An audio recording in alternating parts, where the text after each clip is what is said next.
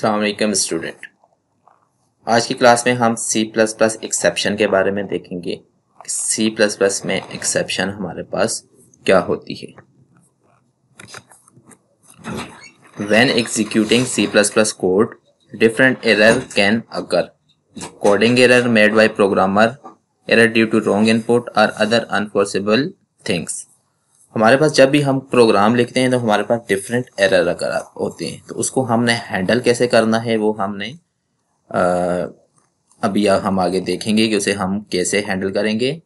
जब भी कोई एरर आता है तो उसे हम एक्सेप्शन के कंसेप्ट में लेके आते हैं, तो वो हम हैंडल करते हैं ट्राई और केज के साथ। तो हम उसके आगे प्रैक्टिकल देखते हैं। When an error occur, C++ will normally stop and generate an error message. जब भी कोई एरर आता है तो हमारे पास प्रोग्राम स्टॉप हो जाता है और हमारे पास एक एरर मैसेज जनरेट होता है। The technical term for this is C++ will throw an exception through an error. तो इसमें हमारे पास टेक्निकल में ये क्या होता है कि C++ हमारे पास एक एरर शो करता है। C++ try and catch. Exception handling in C++ consists of three keywords: try, throw and catch. अब try, throw और catch में क्या क्या होता है? Try statement allow you to define a block of code to be selected for an error while it is being executed. Try में हम क्या करते हैं कि जो भी हमारा कोड होता है उसे हम ब्लॉक ऑफ कोड हम इसमें लिख लेते हैं टेस्ट करने के लिए। अगर फॉर एग्जांपल हमारे पास कोई एरर आता है तो हम उसे थ्रो करते हैं। The throw keyword thrown an exception when a problem is detected which let us create an customer error. And last में है the catch statement allow you to define a block of code to be executed if an error occur in the try block. अब इसमें यह होता है कि हमारे पास try block में हम कोड लिखते हैं। अगर ट्राई ब्लॉक में हमारे पास कोई कोड आता है तो वहां पे हम थ्रो कीवर्ड के साथ जो भी एरर होता है उससे केच ब्लॉक को सेंड कर देते हैं। तो वहां पे हमारे पास अगर एरर आता है तो केच ब्लॉक में जो भी कोड होगा वो रन होगा। ट्राई एंड केच कीवर्ड कम इन पेयर्स। जब भी हमारे पास ट्राई का कीवर्ड आएगा तो हमारे पास केच का कीवर्ड लाजमी आएगा। तो हम इसकी एग्जांपल देखते हैं। एग्जांपल में हमारे पास है, यहाँ पे हमने क्या किया है, यहाँ पे हमने क्या किया है, एक एग्जांपल बेसिक एग्जांपल ली है। एक वेरिएबल किया है इंट एज के नाम से। इसे हमने एक ट्राई का ब्लॉक बनाया।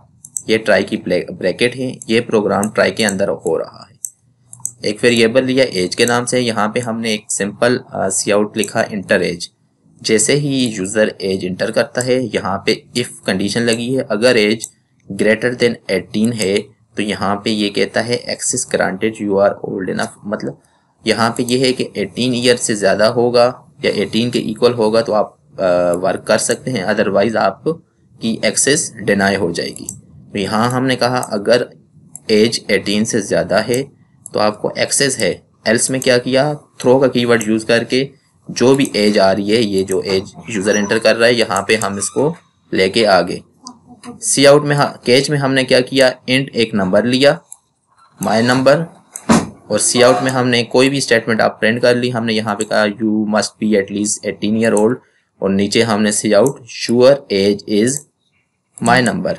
माई नंबर में यहाँ से जो थ्रो एज हमने की है, यहाँ से जो भी एज होगी वो इसमें आएगी और यहाँ से इसका आउटपुट हो जाएगा।